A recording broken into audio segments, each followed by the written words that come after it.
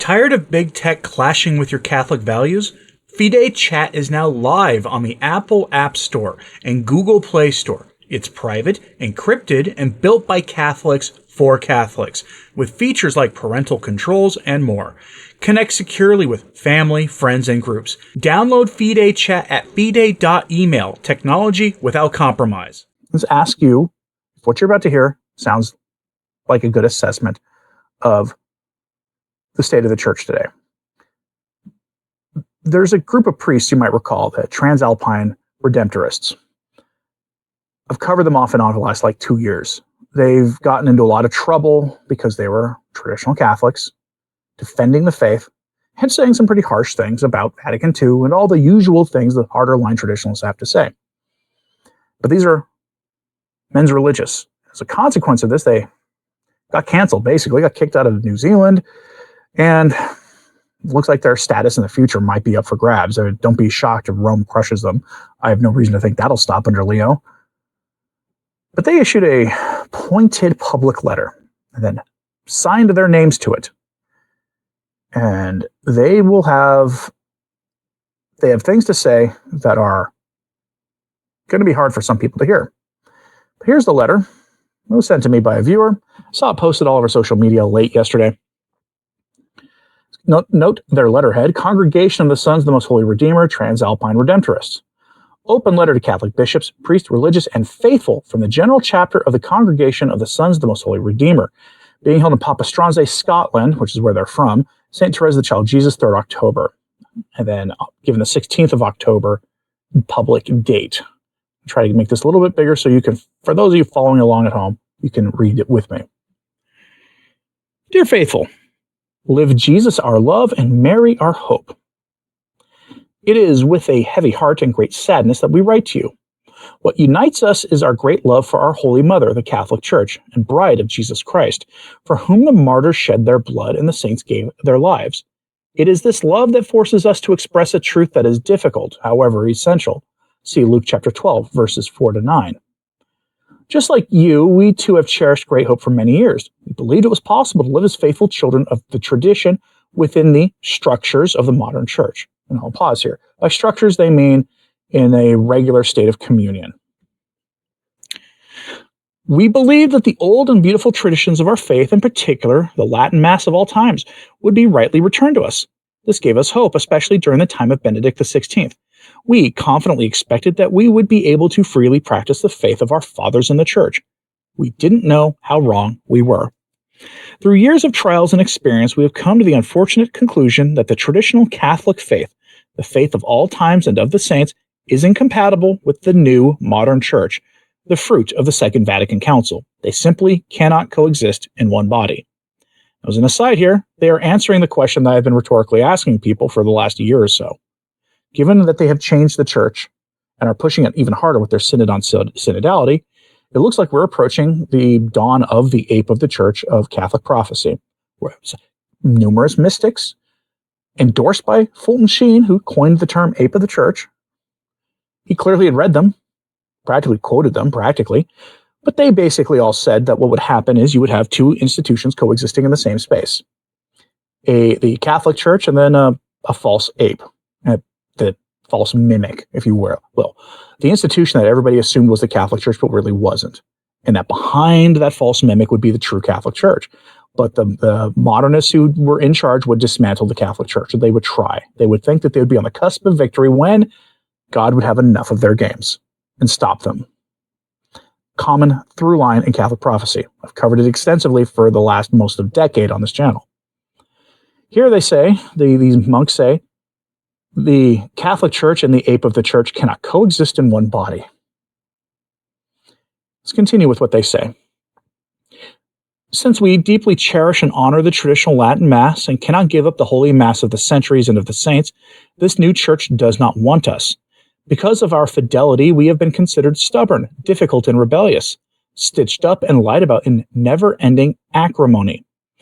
This letter appeals to all who sense that something is tremendously wrong in the church, or who think that the new church and the unchanging faith can peacefully coexist. Alas, allow us to state the sad truth that our experience clearly shows this to be impossible. Surely this new church would shock all the holy popes who declared time and again that religious indifferentism is a very great evil, absolutely incompatible with the Catholic faith. And I'll interject here. Religious indifferentism is essentially the attitude that, to some degree, we've all adopted, especially if you live in a pluralistic country like the United States, where we all tolerate people who have different religions. The problem is the institutional church has as well, to the point where we get ecumenical dialogue. And I call it ecumenical dialogue because they have gone from merely peaceful coexistence with peaceful dialogue about the truth of Jesus Christ, which had kind of been the church's stance since essentially the 18th century post-Reformation period, but they would still preach the gospel and bring souls to Christ, even in Protestant countries, once the Catholic Church was able to operate freely in them again. They went from that, defending the truth of the faith through means necessary for their times, to religious indifferentism, where you hear weird things like the Ottoman religion, the crescent moon worshippers, again, another group you can't critique here on this platform, these deniers of the Holy Trinity, and who say they greatly honor Jesus Christ by demoting him, turning him into merely a prophet, one among many, the highest other than their false prophet, their warlord they worship. They deny his divinity. Somehow we still worship the same God as them. No, we don't. Their understanding of the Father clearly means it's not the same God the Father that Catholics and Protestants worship, and other groups as well. You've seen these ecumenical conferences in the Vatican, including pagan worshippers. Go back to the Assisi conferences in 1988, where the Pope stood there and watched idolatry happen on the altar. It's not a new problem, but in the grand history of the church, it is a new problem, because the 60 years we've been suffering under this madness is but a blip on the radar in the grand history of the church. Surely, they say, this new church would shock all the holy popes who declared time and again that religious indifferentism is a very great evil, absolutely incompatible with the Catholic faith. We tell you, we will not be complicit by silence in this ongoing destruction of the church. We must speak up at some time, and what better time than now? After 17 years as a community within the structures of the church, we've been continually isolated and harassed. More especially these last years, the bishops of Christ Church has made us to be as the offscouring or scum of the earth. By his numerous decrees and recourse to Rome, he has sought to expel our monks from the diocese. He wants to have 15 local vocations perpetually exiled from their families and homeland. We tell you now, higher duty forbids it.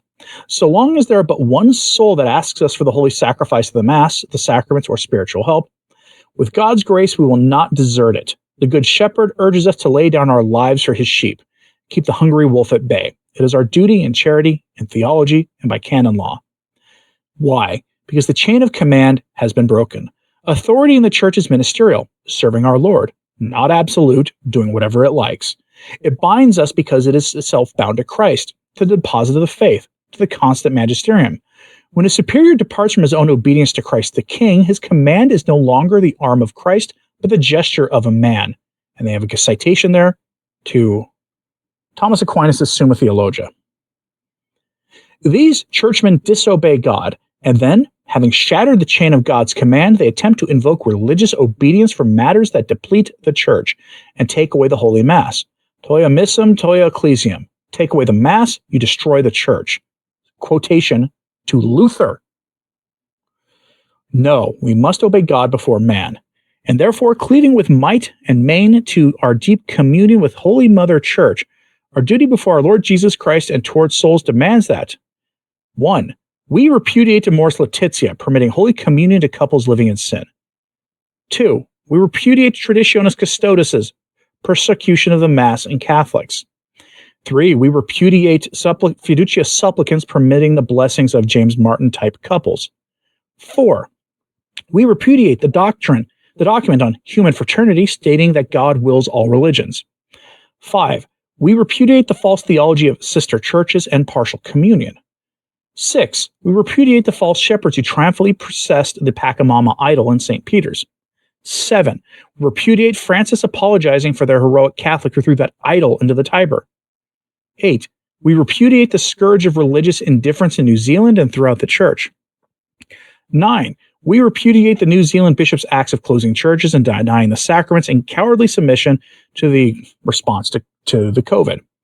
We repudiate, number 10, the Bishop of Christ Church receiving his ashes on Ash Wednesday from the Anglican Bishop of Christ Church. 11. We repudiate the corruption of children and scandal given to the innocent through evil catechetical programs. 12.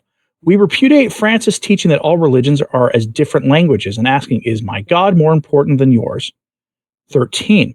We repudiate the silence of those bishops who fail to speak out against that betrayal of the faith. 14. We repudiate the synodal church as distinct from the divinely constituted Catholic Church, meaning they reject that the synodal church and the Catholic Church are the same. 14, I think. We repudiate the ongoing destruction and humiliation of our Holy Mother, the Church. And 15. We repudiate those who attack or undermine the Church and her dogma, morals, sacraments, or discipline with a new secretive, that's another word you can't use on this platform I found, of man. To all who read this, how long will this nonsense go on? Whatever may be the cost to us, the apostle, we must say, anathema. Quoting St. Paul, but though we or an angel from heaven preach a gospel to you besides that which we have preached to you, let him be anathema. As we have said before, so now I say again, if anyone preach to you a gospel besides that which you have received, let him be anathema. See the letter to the Galatians, chapter 1, verses 8 to 9. Do not remain silent. Defend the faith of our fathers. Although all nations obey King Antiochus so as to depart every man from the law of his father and consent to his commandments, I and my sons and my brethren will obey the law of our fathers. See 1 Maccabees chapter 2, verses 19 to 20. On the contrary, it is written in Acts chapter 5, verse 29, we ought to obey God rather than men. Now sometimes the things commanded by a superior are against God. Therefore superiors are not to be obeyed in all things. See St. Thomas Aquinas in the Summa. Expected dominum virilite age et conferterit cor tuum. My apologies for my terrible Latin. Expect the Lord, do manfully, and let their heart take courage. See Psalm 26, verse 14. Gaude Maria Virgo, rejoice, O Virgin Mary, thou alone hast crushed all heresies in the whole world. And then signed personally, as you can see, for those watching on YouTube or another video service, the entire order of their monks. It's worth noting here, they keep throwing things in here. Do manfully was the most obvious one. And do not remain silent. You know, and then this from Maccabees. Although all nations obey King Antiochus so as to depart every man from the law of his father and consent to his commandments, I and my sons and my brethren will obey the law of the fathers. You know, I cannot help but be reminded that there are voices right now with major media platforms in the traditional movement who have told people to shut up in hope that we be given our traditional masses back in exchange for essentially keeping silent about the evils happening in the church and to the church. And some of us can't make that deal. It's a deal with the devil, essentially. And those bishops it's where those monks sound like they're calling out that entire attitude. Do not be silent, be manful. Imagine if we had just one order of monks that masculine, we're talking monks here, that masculine in a Catholic sense, wanting to gird their loins. Imagine if we had that in just one in every small country and one in every region of every large country. Imagine how fundamentally different life would be. These are the prayer warriors of the church, men who spend their days, and nuns like them, spend their days praying for us and working. Ora et labora. Work and prayer, prayer and work. Chesterton, in his famous Lepanto poem, if you've never read it, if you're not a poem reader type, Christopher Check, I think it is, from, I think he's now with Catholic Answers. He has, from several years ago, a poem or a reading of the poem, and he does it in a very dramatic way. And the reason it has to be read in a dramatic way is, as he himself describes, it practically gallops when you listen to it. In that poem, Chesterton described them not only as the prayer warriors, but they were essentially so important that those same Ottomans went out of their way to scour the deserts when they would take new territory. that was Christian and hunt down all the monks and make them not their problem anymore, because the followers of their false prophet knew exactly what they were capable of. I stand with those bishops. I hope you do too. And the only way I can really stand with them, because I don't have any way, I don't know how to donate to them. They don't make that clear. If somebody from the Transalpine Redemptorists sees this and you can verify your identity and there's a way to donate to you, I will happily publicize it. The best we can do, and I think they would be happy with this, is pray for them, that they have, first and foremost, of course, the clarity to align what they're doing with the will of God. Always, especially when you're taking something as drastic a step as saying, the synodal church is not the Catholic Church. A lot of implications there. Very kind of Lefebvrean implications. And no, I don't think Archbishop Lefebvre was in schism, no matter what some maniacs in Rome thought at the time. But pray for them, that they may have the courage to align themselves with the will of God and have the ability, the fortitude to follow through. I'm curious what you think in the comments. So just let me know in the comments what you think. And pray for the church and pray for everybody we spoke about. And otherwise, let me know generally what it is that you think is the proper response. Do the SSPX have the fortitude to do what is necessary? Time is no longer on their side. Yes, I generally leave the timetable up to them. There have been whispers about getting new bishops for years. Reportedly, Francis agreed to let them have new bishops. And the question had gotten down to Rome approving their candidates. And I understand why they wanted Rome to approve it. Most people, I think, do. But we may be approaching a time where they just stall on approving the candidates, leaving the SSPX in the position of having to do what Archbishop Lefebvre did again. Because Archbishop Lefebvre kind of ran into the same problem. He got strung along for a decade by Cardinal Joseph Ratzinger. Yes, that Ratzinger, Benedict XVI, for a decade on bishops for the SSPX. They need new bishops. They had 4. One got excommunicated. I do kind of take that one with a grain of salt too. But he passed away recently. Last year, one of probably their brightest intellectual mind passed away, leaving them with 2. These were men who were consecrated in 1988. It's been almost 40 years. I do hope they act soon. They have the fortitude to do it. All right, folks. Thanks very much for tuning in today. Please pray for everybody we spoke about negatively today. Take any anger you get from these kinds of stories and use it positively.